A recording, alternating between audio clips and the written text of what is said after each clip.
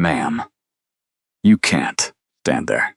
The voice came clipped and bright across the wet grass, the voice of a man who enjoyed the sound of his own competence. This is a parade ground, not a sightseeing deck. Drill is precision work. Why don't you let one of my people walk you over to the hospitality tent? Before you trip over a guidon and end up in somebody's graduation photo. She didn't move toward the tent. She didn't move at all. The posture came first, the way it always had. Heels together, weight even through both feet. Shoulders set without effort. Hands curled loose at the seams of a charcoal raincoat that hid everything underneath it.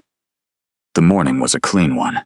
The sky was already a hard scrubbed blue at 0640, and the parade field of the post stretched out in front of her. It stretched in long mowed stripes toward a reviewing stand, draped in red, white, and blue bunting. First Lieutenant Spencer Royce, 27 years old and immaculate, took her measure and slotted her where she fit.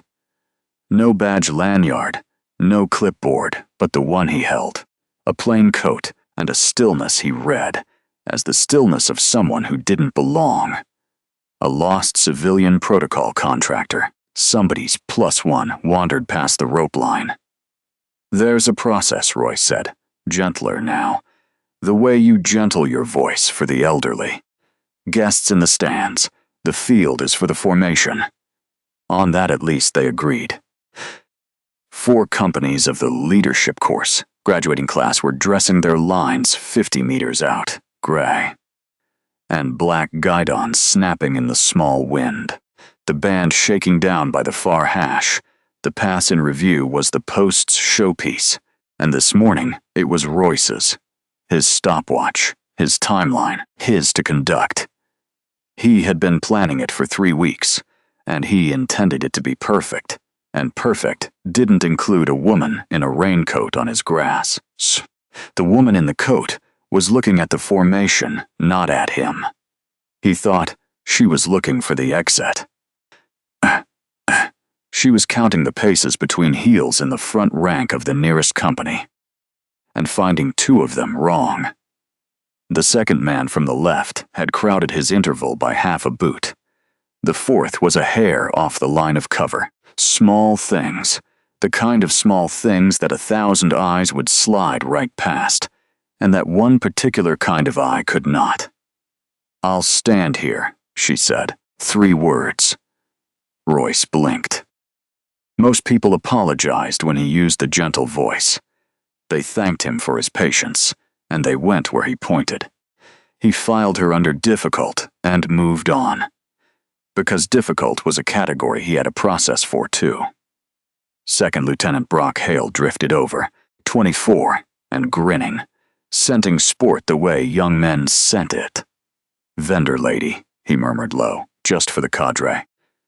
"She probably thinks pass in review means there's a craft fair somewhere." A couple of the junior cadre laughed behind their hands. The woman let it go by the way a stone lets weather go by. Nothing in her face moved. Nothing in her stance shifted.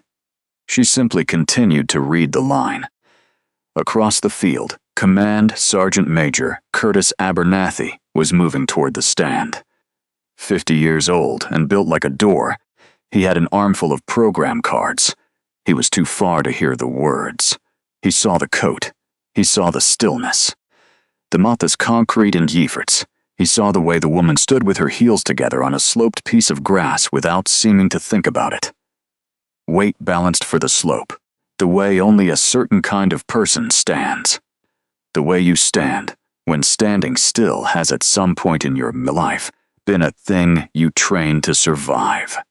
It stopped him mid-stride.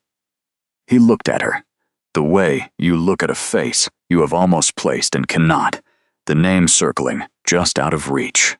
The skin on the back of his neck did something it hadn't done in years. Then he kept walking slower than before, his eyes coming back to her twice more before he reached the stand. Royce turned back to his stopwatch, certain he had handled the morning's one small wrinkle. 3 weeks of planning, and the only variable left was a lost civilian who would be in the stands inside of 5 minutes. He clicked the watch. He squared his clipboard. He felt briefly the clean pleasure of a man whose morning is going exactly to plan. The families were arriving now in their good clothes. Mothers and fathers, and small brothers in stiff collars, climbing the peach sets, climbing the bleacher steps with the careful pride of people who have driven 300 miles, came off the concrete in sheets to watch 8 weeks of someone else's hard work pay off in 14 minutes of marching. They didn't know the cadence had crept. They didn't know a boy in the third rank was already too hot. They saw the bunting and the blue sky and the long, clean stripes. It was beautiful to them, and that was the only review most of them would ever give. Royce loved them for it in his way. He was building the morning for their cameras. He had simply forgotten, as the proud and careful sometimes do, that a parade is not the picture of a parade. Behind him, the woman he had dismissed closed the 2-pace gap she had found in the front rank. She willed the line straight with nothing but her eyes, as if came off the concrete in sheets, as if the formation were already hers and simply didn't know it yet. And across the field, the command sergeant major didn't look away from her. The cadence had crept the afternoon before. It was the thing she remembered first about the rehearsal. She had stood in the same coat, at the same edge of the field on Thursday, watching while the band stepped off, and Royce clicked his stopwatch with a small private satisfaction. Hargrove had said it to no one, quietly, almost to herself. 124. It's crept. A cadence is a heartbeat. 120 steps to the minute, every minute, or the whole body of the thing begins to stumble. Rank by rank, the way a long line of anything stumbles when its pulse runs fast. She heard the 4 extra beats, the way a mother hears a cough, through a wall instantly before she has decided to listen. Beside her, Abernathy had checked his own count out of reflex. He found her right 4 full seconds before the bandmaster keyed his own correction down the line. He had said nothing then. He had filed it. Sergeants major file things. It's most of the job. Now it was Friday, parade morning. The companies held at attention through the long flat wait before the guests seated. The asphalt apron at the edge of the field was already throwing heat up in slow waves. The flags hung, then stirred, then hung. Hargrove watched the third rank of Bravo Company. A private named Wesley Tron, 19 years old, had locked his knees. She read it. The way she read. Everything in pieces that assembled themselves before she chose to assemble them. The chin a degree too high, the color leaving the face from the bottom up, jaw to cheek to brow, the small sway barely a sway. The body beginning to negotiate with gravity over terms it was going to lose. 8 weeks of training, and the boy was about to drop in the last hour of it. In front of the people who had driven a day to watch him, she crossed 10 feet of grass without hurry and spoke to Abernathy, who had drifted near, and not to Royce, who had not. "Third rank, 4th from the left," she said. "He's going down. Bend his knees and get water moving up the line." Abernathy didn't ask how she knew. There are tones of voice you don't question, and she had used one. He moved on it. A word to the squad leader's hand at the back of Tron's knees, breaking the lock. A canteen passing up the rank, hand to hand, fast and quiet. The boy drank. His color came back from the top down, the way it had left from the bottom up. He stayed on his feet. He would graduate in 2 hours and never know how close he had come to folding face first into his own ceremony. "Good eye, ma'am," Abernathy said. "Old habit," said Hargrove. Royce arrived a beat late and saw a civilian interfering with his formation. Not a soldier saved. A rope line crossed. A guest where a guest shouldn't be. "Ma'am, I need you behind the line," he said. He didn't ask what had happened, and so never learned that anything had happened at all. He didn't see Tron. He hadn't seen Tron the whole morning. He saw the coat, and the woman, and the wrongness of her being on his grass. That was the entire width of what he saw. It's a strange blindness, the kind that comes with a clipboard. Royce could have told you to the inch where each guide should ride, and to the second when each company should wheel.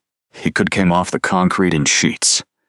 He couldn't have told you the name of the boy, 3 ranks deep, who was 19 years old, and 1,000 miles from his mother, and shaking. The two kinds of seeing don't always live in the same person. In Royce, they had never once met. He measured the formation the way you measure a wall in straight lines and right angles. And a soldier is not a wall. A soldier about to fall is the one thing no straight line will ever show you. Abernathy watched it and said nothing, but his jaw set. Came off the concrete in sheets. He looked at the woman in the charcoal coat. The way you look at someone whose name is on the tip of your tongue. The heat came off the concrete in sheets, and whose name he was beginning to suspect he very much ought to know, and ought to have known the second she opened her mouth about a Cadence. Then he stepped behind the reviewing stand out of the wind. He took out his phone and began very quietly to make a call to the post protocol office. By the time the bleachers began to fill, the Cadre had a name for her. The clipboard lady first, then the craft fair colonel, which Hale coined and Royce permitted, because a shared joke tightens a small command, and Royce liked his command tight. It moved through the staff in grins and sidelong looks, the way a coin moves through a crowd. Hale did an impression of her stillness, standing stiff with his chin thrust out and his hands frozen at his sides, and got his laugh. Came off the concrete in sheets. The morning had given the Cadre a villain who couldn't fight back, and there are few things a bored detail enjoys more. Royce permitted all of it. He even fed it with a remark here and a raised eyebrow there. Because contempt shared downward is a kind of glue, and he was building something with it, whether he knew it or not. Someone had set a folding chair in the shade for her earlier. An act of ordinary kindness from a soldier nobody noticed. Royce had it taken away. "Guests sit in the stands, ma'am, not on my field." She was left standing in the building heat at the edge of the formation. She didn't ask for the chair back, and she watched the companies. The sun climbed. The asphalt breathed. The bunting on the stand went from limp to bright as the light found it. They thought the heat would move her. Heat had never been the thing that moved her. It was specialist Caleb Ruiz, who broke from the pack, 22 years old, a Cadre soldier with 2 years in. A face that hadn't yet learned to hide what it felt. He came across the grass on his own initiative with a cold bottle of water out of Royce's eyeline. He held it out like an apology. He wasn't allowed to say out loud, "You probably shouldn't be out here in this heat, ma'am," Ruiz said. "Can I get you anything else?" She took the water. She read his name off the tape on his chest. "Thank you, Ruiz." A pause while she cracked the seal. "How's the course been?" He told her the truth, which surprised him as it came out. Because he had meant to say something polite. It had been hard. He had learned more in 8 weeks than in the 2 years before it. He had nearly quit in week 3, and was glad now that he hadn't. She listened the way few people are ever listened to in a lifetime, completely. Her eyes on his face, and nowhere else. And she asked one more question, about what had nearly made him quit, and he answered that one too. "You can stand up straight when the colors pass," she told him when he made to go. "That's all I want from anybody." Ruiz walked back to his post, not quite understanding. Why he felt steadier than he had all morning. Why a stranger's 2 minutes of attention had set something in him level.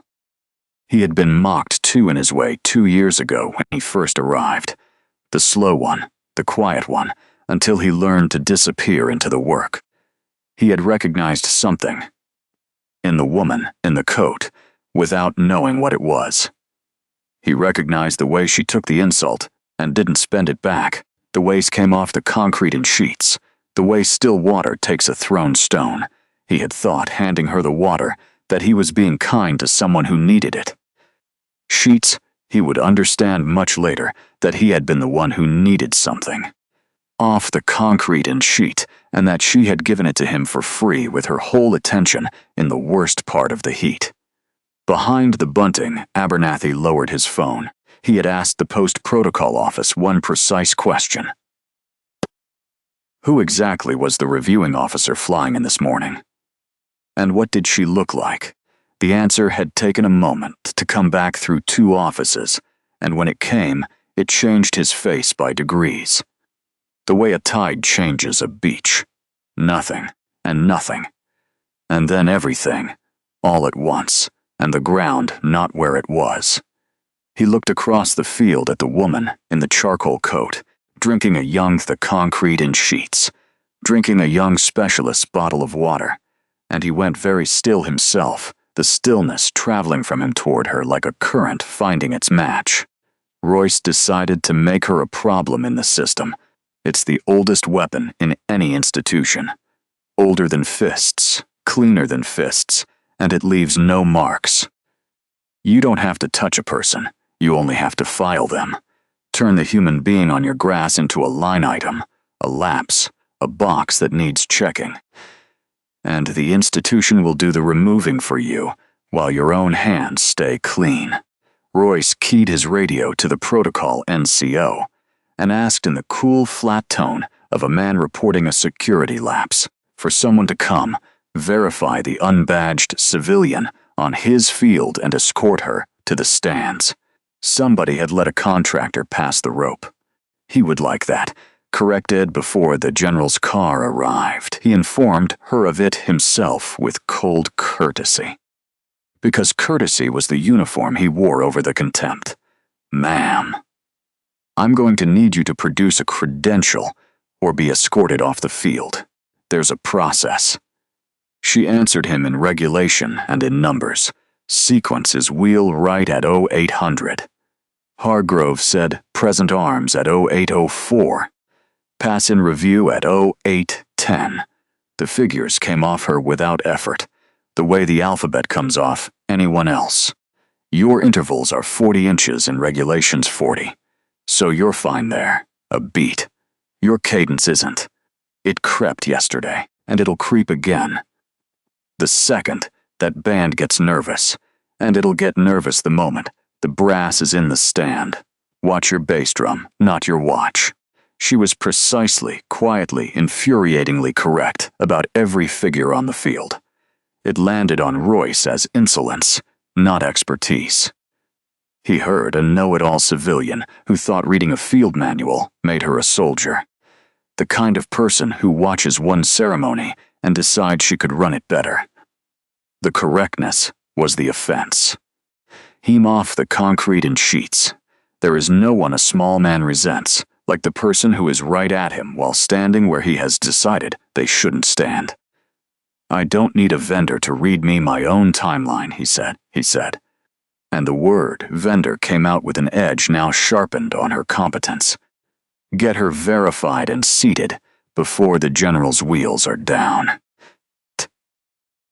What he couldn't have said because he didn't know it about himself was that the timeline was the only thing he had.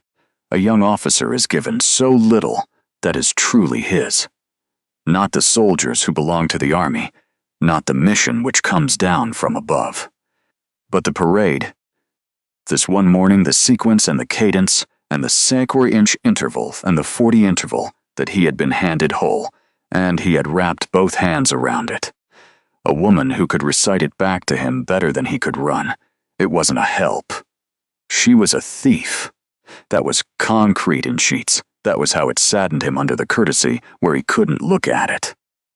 Abernathy chose that moment to try once quietly, the way a senior man tries to save a junior one from himself before the fall. He came alongside Royce close, his voice pitched for one set of ears. "Lieutenant, a word. Sergeant Major, I've got a parade to run." Lieutenant, a half-step closer. "You're going to want to hear me out." Royce didn't break stride. Noted and kept walking, clipboard up, eyes on his timeline. Came off the concrete in sheets, the single most consequential word of his morning spent without a thought. Abernathy stopped on the grass and let him go. He could have ended it with one sentence.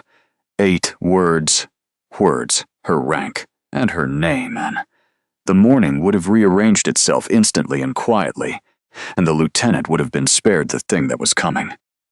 He looked at the woman in the coat, came off the concrete in sheets, standing in the heat where she had said she would stand, and at the lieutenant riding the high of his own immaculate morning. He made a decision that was almost gentle in its cruelty. He let it go. Some lessons only land when they land in front of everyone. And some men only learn the weight of a thing by standing under it when it falls. The protocol escorts started across the long stripes of grass toward the woman in the charcoal coat.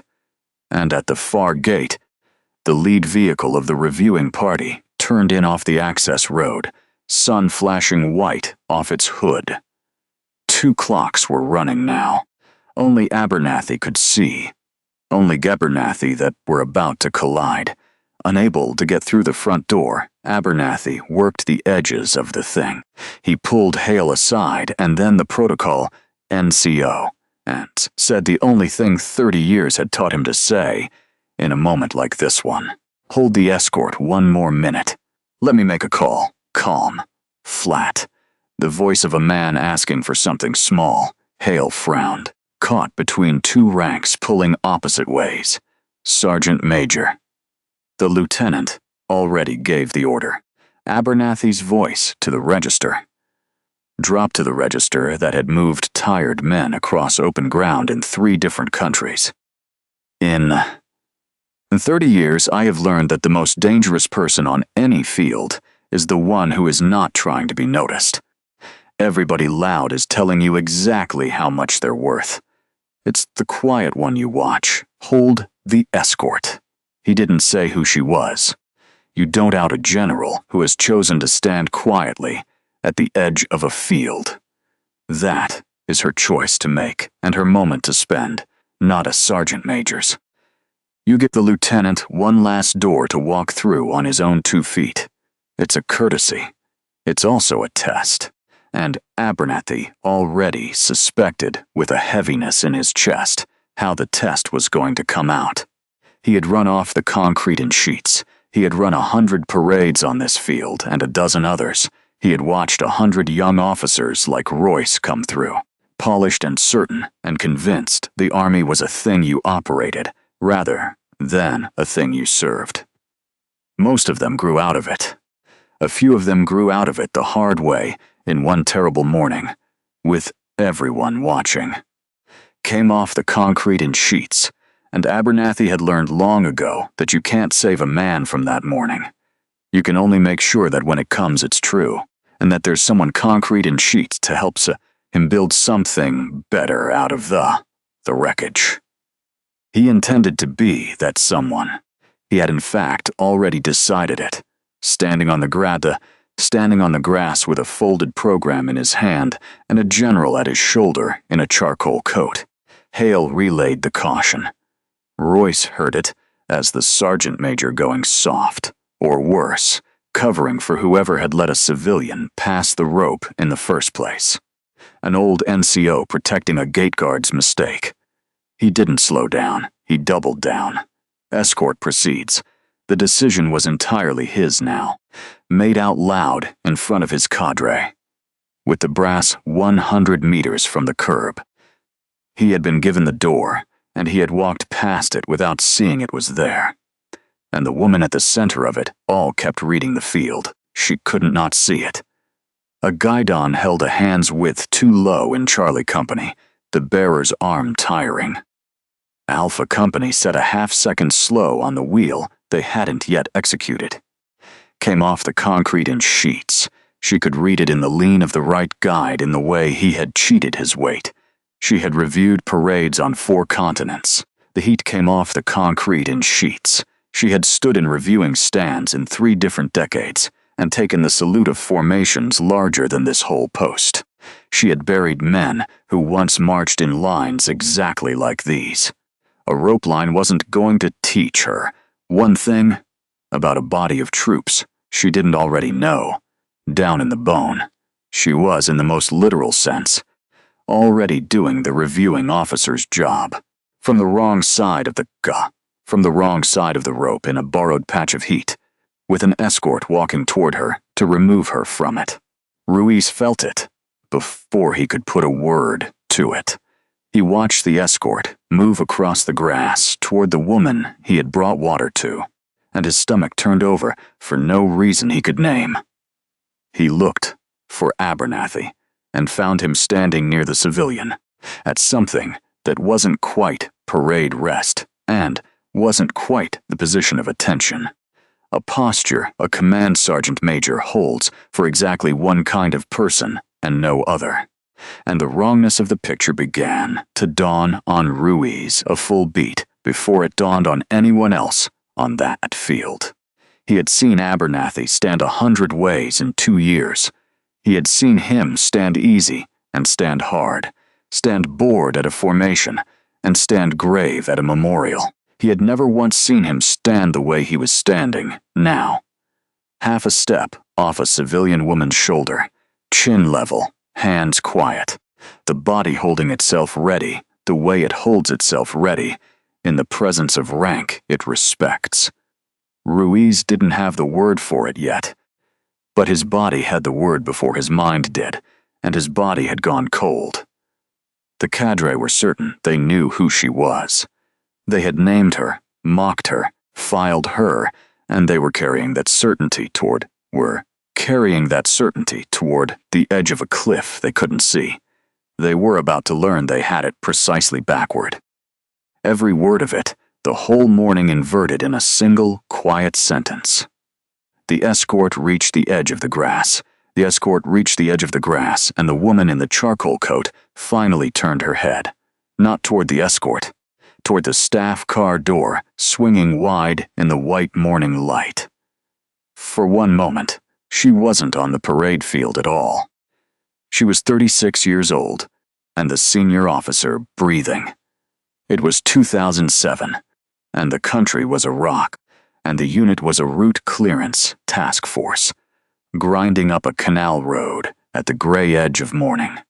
Major Eleanor Hargrove had been riding as the battalion operations officer, 3rd vehicle in the order of march, a clipboard officer, a planner, a woman who was supposed to watch and advise and let the line officers do the fighting. That was the plan. Plans are a list of things that haven't been tested yet. Then the ambush folded over them like a hand closing all at once from 3 sides. The first 90 seconds took the company commander, Captain Dean Bauer, a good man with a young family and a way of laughing that the company had built itself around, and the first 90 seconds also cut a platoon off in the houses. On the far side of the canal, with their radios screaming and their leader hit, there was a version of the rules where she waited for orders, where she stayed in the 3rd vehicle and let the chain of command sort itself out. She had never met that version of herself. She suspected in the parts of her she didn't examine often that no such version had ever existed. Bauer is down, she had said into the net, and her voice hadn't shaken, because she had decided in some proverbial place below thought that it wouldn't shake, that the men on the other end of that net needed exactly one thing from her, and it was a voice that didn't shake. Sentinel has the company. Everybody breathe and follow my voice. The call sign came off that net. Sheets, Sentinels, was assigned by a frightened radio man in the middle of the worst morning of his life. Because he needed something to call the calm voice, and never given back after. She took 2 disorganized platoons and built a relief out of them. With nothing but her own steadiness, and a map she had memorized the night before out of habit. And she came off the concrete in sheets, and she led the counterattack herself on foot across a road that everyone with sense was trying to get off of. She reached the cutoff platoon. She found Specialist Milo Hartley, down, conscious, unable to walk. Looking up at her, with the particular and total trust of a man who has decided the next face he sees will decide whether he goes home to his mother. She got him onto her back and she carried him 400 meters to the casualty collection point. Onsk. With the company, laying down fire on either side of her the whole way, the road, cracking and snapping around them, 400 meters. She'd counted them then the way she counted paces now. 1 and 2 and 3 and on. Because counting was the only thing that kept the arithmetic of that night. Off the concrete in sheets. The men who came back and the man who didn't from becoming something she couldn't carry across the rest of her life. You count, and the counting holds the weight in a shape you can lift. Hartley lived. Not everyone did. The heat came off the concrete in sheets. She had learned over 19 years to hold both of those at the same time without setting either one down. She had written the letters herself afterward, the ones to the families. She had refused to let anyone draft them for her.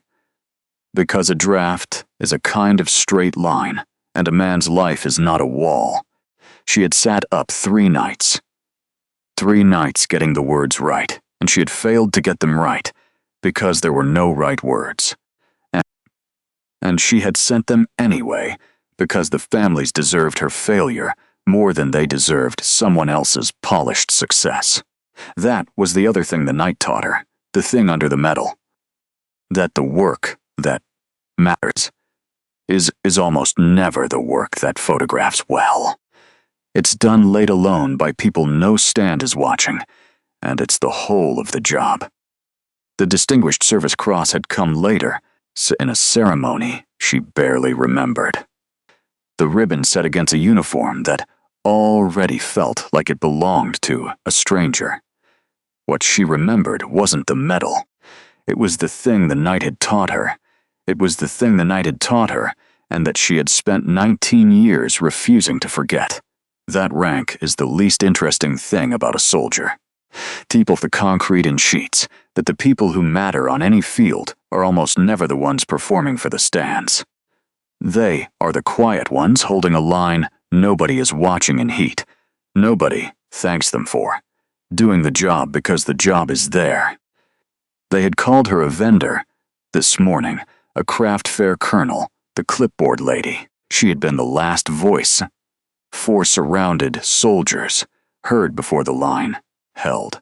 The memory closed as quietly as it had opened. She came back to the parade field. To the blue sky and the bunting and the long mowed stripes of grass. To the escort 1 pace away and the staff car door, swinging open into the sun. And now the audience, alone among everyone on that field, knew exactly what was about to step out of the shadow of that car. Royce lost his patience with the curb in sight. Specialist Ruiz, his voice carried, pitched to reach the front ranks. Reached the front ranks. Because a man who runs a morning as a performance forgets that an audience hears the ugly lines too. That a stand fills with ears as well as eyes. Escort the civilian off my field now. It was the line, not a fist. Never a fist. Nothing so honest as a fist. Something worse in its way. A junior officer commandeering one of his own soldiers to publicly remove a guest he had never once bothered to identify. Seconds before the rendering of honors in front of 4 companies, and a set of stands now nearly full of families. Ruiz froze where he stood, of all the people on that field. He was the one who had treated her like a person. And now he was being made the instrument of her humiliation, the hand that did the thing. He looked at the woman. He looked at Abernathy, whose face told him everything and nothing in the same flat, terrible instant. The face of a man who has decided not to stop something on purpose. "Sir," Ruiz said. His voice came out thin. "Maybe we should wait for that." It was an order, specialist, and the woman in the charcoal coat let him off the hook. She didn't resist. She didn't pull rank. She didn't say one syllable about who she was or what the next 4 minutes were going to do to the man giving the order. She turned to Ruiz and spoke low, just to him under the morning. "Do your job, specialist. You've got nothing to apologize for." She gave him the only gift she could give him in that second. The concrete in sheets, which was permission to obey without carrying the shame of it for the rest of his career. Then she turned back to Royce, and for the first time all morning, she smiled. It wasn't a warm smile. The narrator's eye, which had watched a great many people in a great many uniforms across a great many years, marked it as the most dangerous thing she had done since 0640. She smiled at the lieutenant, the way the sea smiles at a man who has decided the tide is his to command, patient and wide and entirely without mercy. She had stopped concrete and sheets. She had trying to teach him anything. She had stopped somewhere in the last minute, expecting him to be better than he was. Sheet came off the concrete and sheets. She had decided simply to let him finish building, the moment he was going to have to stand inside of, and to let the field be his witness when he did. "Off my field," Royce said, riding it now, unable to stop himself. The momentum of 3 weeks and 1 morning carrying him over the edge. "We render honors in 4 minutes, and I will not have her in the frame." "Then you'd better hurry, Lieutenant," said Hargrove. There was a thing in the way she said it level, and almost kind, nose kind, that should have warned him. Warnings were available to him all morning. The sergeant major's 2 attempts. The way every figure she quoted had been correct. The cold readiness in Abernathy's stance. The water in Ruiz's hand. A man is given many doors before the last one closes, and Royce, certain and immaculate, and 3 weeks invested in a picture, had walked past every one of them. With his eyes on his watch, he heard her tell him to hurry, and he heard only a civilian being difficult to the very end, and he gave the order one more time, with his hand pointed at the gate. Ruiz lifted the lightest possible hand toward her elbow. Barely a touch, less than a touch.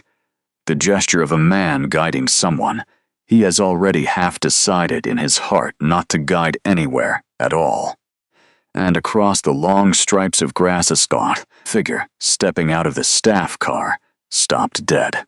A service uniform heavy with the dull gleam of stars across the shoulders. Looked straight at the woman being walked off the grass and changed direction toward her, at a pace that turned every head in the stands. The pace a man only ever breaks into for one reason in his entire life, to render honors before he is late. Major General Carl Lindfist crossed the last of the grass and came to attention in front of the woman in the charcoal coat. He didn't shout. He didn't need to. 53 years old, the post commander, the scheduled reviewing officer for the morning.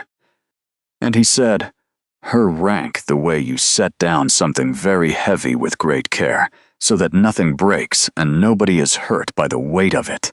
General Hargrove, ma'am, a breath. I'm sorry I didn't see your car. I would have met you at the gate." The word traveled, General. Thus it crossed the front rank, and the front rank stopped breathing. It moved up into the stands, and along the line of Cadre, and it reached First Lieutenant Spencer Royce. And it didn't fit anywhere it landed, not in his ears, not in his understanding, not in the morning he had built. His clipboard didn't fall. He was far too rigid for that. His face did the falling instead. First, the blank confusion of a man who has heard a word that doesn't belong in the sentence, who waits for it to be corrected. Then the disbelief, the small, involuntary headshake. The certainty that he had misheard, that the general meant someone else, anyone else. Then the recognition, arriving all at once in a single cold flood, as he replayed every line he had said to her since first light. Vendor, craft fair, hospitality tent. There's a process. Off my field. Each sentence came back to him now, in his own bright, confident voice, perfectly preserved. And there was nowhere on that immaculate grass to put a single one of them.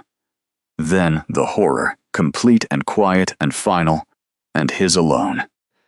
He had ordered a soldier to escort a 3-star general off her own reviewing field. 4 minutes before she was to take the salute. Came off the concrete in sheets.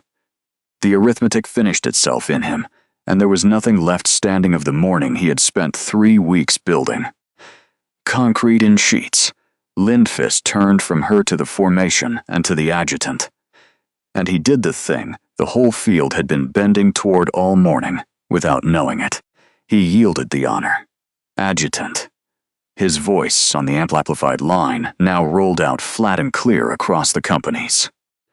The reviewing officer this morning is Lieutenant General Eleanor Hargrove. He let it sit 1 full beat, let it reach the last rank. The parade will render honors to General Hargrove. And then, turning back to her quieter, meant only for her. But the open microphone caught it and carried it across the field anyway. The sentence the morning had been promising from its first cruel minute. "Ma'am, will you take the salute?" "I will," said Hargrove. She shrugged out of the charcoal raincoat and handed it without looking to a sergeant major, who was already there at her shoulder to take it. Because Abernathy had been moving toward her from the moment the word general left the general's mouth. Under the coat, there was nothing dramatic. A plain dark suit, her own bearing, which had always been the only uniform the moment required, and which the coat had only ever hidden. She walked to the reviewing position, the exact patch of ground she had been ordered away from twice in one morning. Lindfist fell in a respectful half-step behind her and, to her side, the host yielding to the senior, and the companies passed in review. Royce, as adjutant, had to present the formation in sheets. He had to bring the formation to her. He had to bring his own hand up in a salute to the woman he had spent a morning trying to file and verify and remove, and he had to hold it, arm aching, eyes front, while 4 companies marched past the person he had called a vendor. Abernathy, off to the flank, allowed himself one small nod.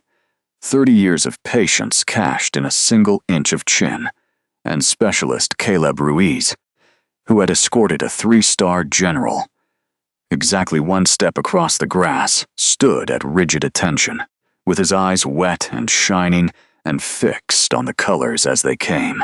The woman who had concrete in sheets, the woman who had counted the cadence from the wrong side of the rope, now received the entire parade.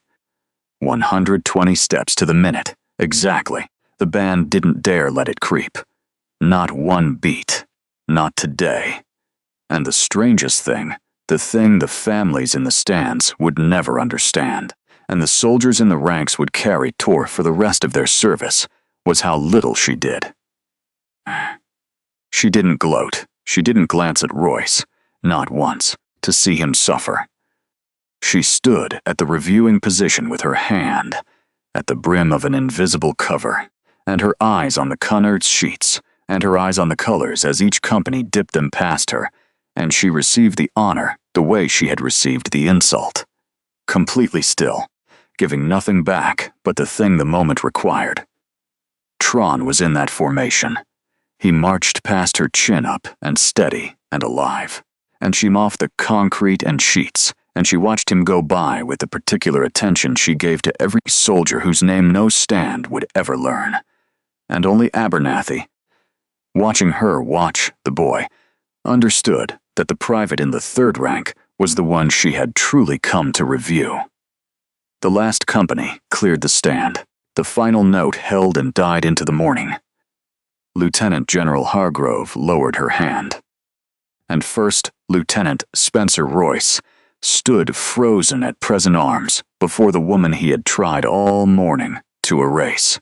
The whole field and the whole story rearranged around her now like iron filings around a magnet that had been lying there in the grass the entire time. The reckoning happened in the shade behind the stand, and it wasn't the one Royce was braced for. He reported to her white-faced, certain his career had ended, at 0810. He had run the numbers a young officer runs in that situation, and every one of them came out the same. Charges, a board of inquiry, a letter in his file, the end of the thing he had given his 20s to. He stood at attention in the shade and waited for the axe to fall. Because in his understanding of the world, the axe was the only thing that came next. Hargrove didn't raise her voice. She never had needed to. Came off the concrete in sheets.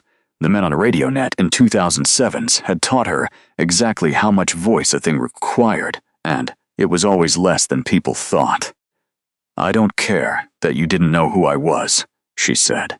"Rank is the least interesting thing about either of us, Lieutenant. I care that you didn't know who he was." She let that land, watched it, not land, said it plainer.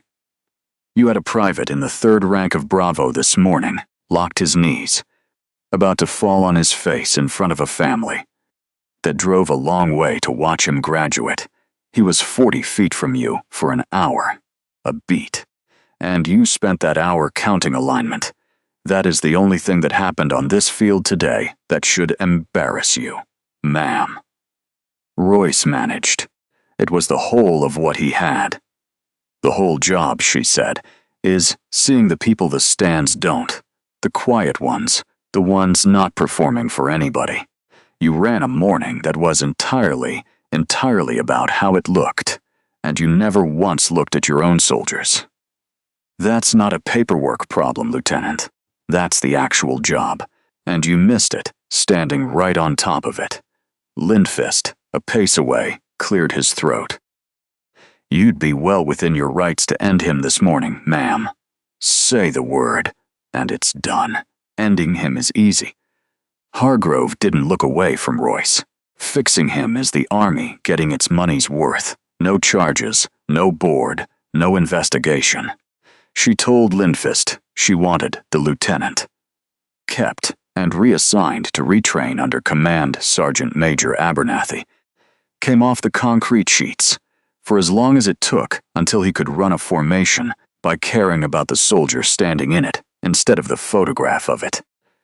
It was the harder sentence, and every man in the shade understood that it was. She had handed a man who had braced to be destroyed a second chance. He was going to have to earn it every single day under the senior NCO he had brushed past with a single careless word.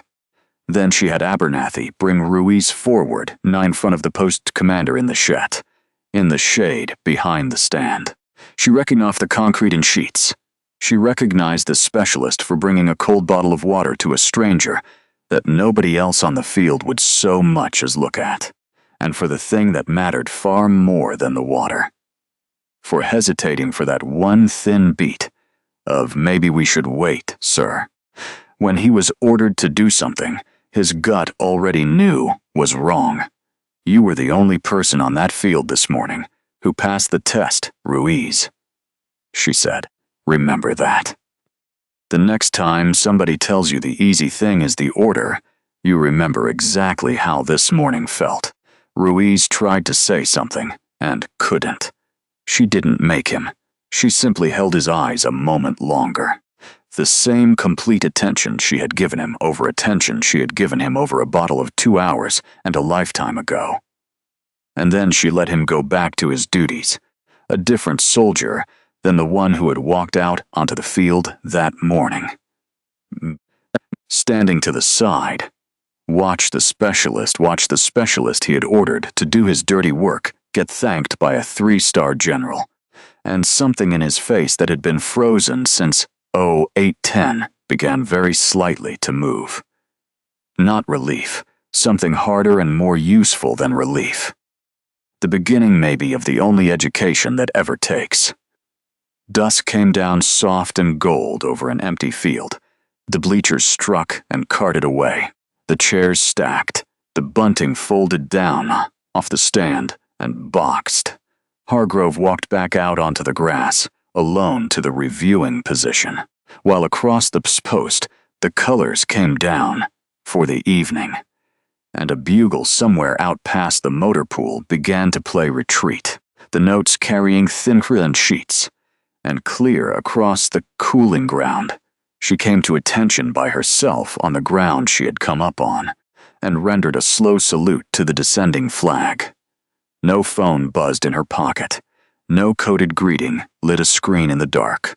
No named city. No waiting mission. No shadow of the next thing crouched at the edge of the frame. There was only a woman, an empty field, and a flag coming down, which had been all along. From 0640 to the last gold of the light, the only thing she had ever stood out there for. She held the salute until the last note. Then she lowered her hand and turned and walked off the parade ground into the dusk, unhurried and alone. The heat came off the concrete in sheets. The reviewing officer the morning never saw coming, leaving the field exactly as quiet as she had found it. Every soldier carries a story that few ever hear. Listen with your heart.